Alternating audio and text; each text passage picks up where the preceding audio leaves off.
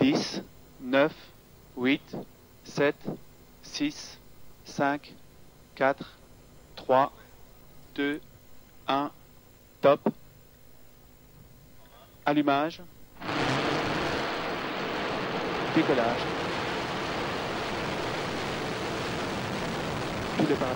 The Ariane rocket takes off successfully yet again in French Guiana. It's flight number 141 for the European Space Agency's base in South America. Less than 20 kilometers from the launch site at Kuru, Pierre Richnel smokes a traditional Amerindian cigarette. Pierre and his family are Kuru Indians, members of a tribe that once inhabited the ancestral lands now occupied by the space program. Space scientists agreed over 30 years ago that the region was the perfect location for a launch site, and though care was taken to ensure the Kuru were resettled at the time, many Amerindians like Pierre and his family still feel angry at how they say they were pushed aside.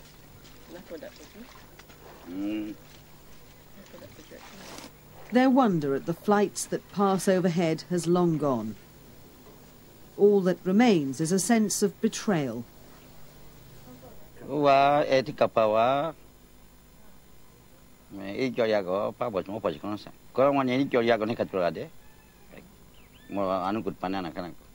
all this started, at the beginning, this rocket was interesting.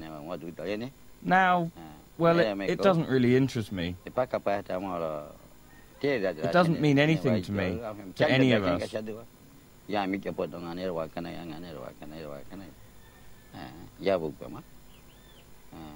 We see it all the time now. Things are not what they used to be here in the village. Things have changed a lot now.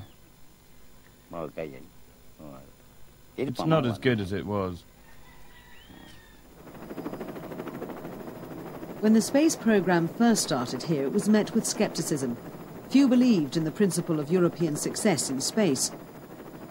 The first Ariane launch on the 24th of December 1979 saw a change in fortune, marred only by a crash in June 1996 during what was Ariane 5's maiden voyage. Today, the agency has grown into one of the world leaders in commercial space transportation, with one of the most modern launch facilities.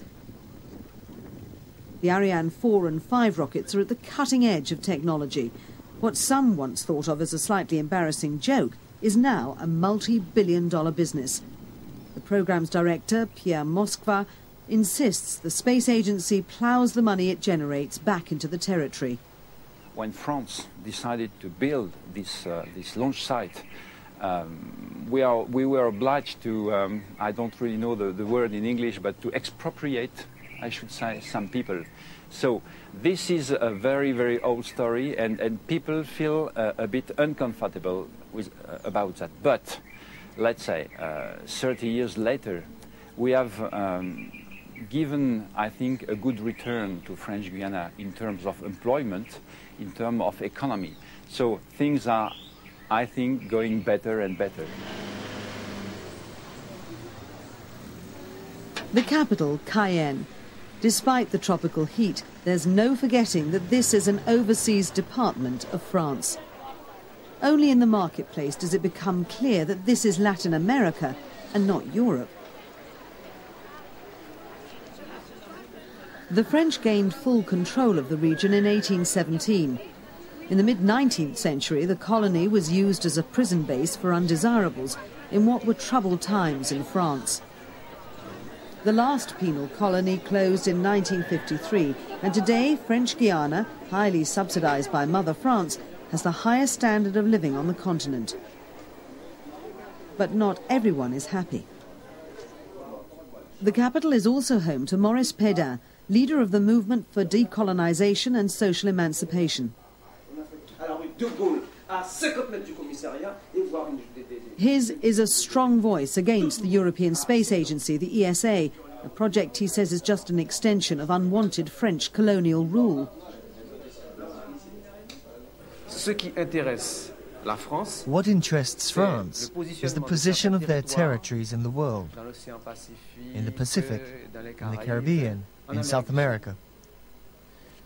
Their principal interest here is the space base. For the space base to work for a long time, you need peace in society. Social peace, therefore, is the investment given to the public, even though the country isn't developed. They have broken down any attempts at protest, all notions of resistance, autonomy and responsibility.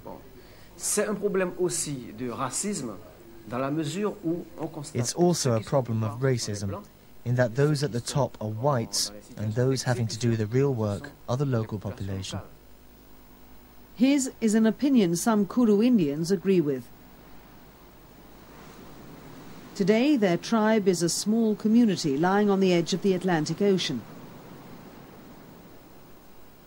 Offshore is Devil's Island, the one-time infamous penal colony immortalized by Henri Papillon-Charrière. Amerindian campaigners feel powerless against the might of the ESA and the French government. The agency insists that space activity accounts for 50% of French Guiana's production and provides a quarter of the country's employment. Kuru chief Charles disagrees. He feels the space program has driven his people out of their homes and that the ESA have reneged on their promises. For example, there's more and more of a stalemate on territory. There's a stalemate on the practicalities, on the types of taxes and laws being imposed on the local population. Don't forget, we Europeans too here. Even though we're on the borders with Suriname and Brazil, we have cases of people and families who are cut off from their own countries, in their own land. It's pretty serious. Despite its critics, the ESA continues to grow. It estimates between 220 and 250 commercial satellites will be launched into orbit between 2001 and 2008 from Kuru. The European space program has well and truly taken off.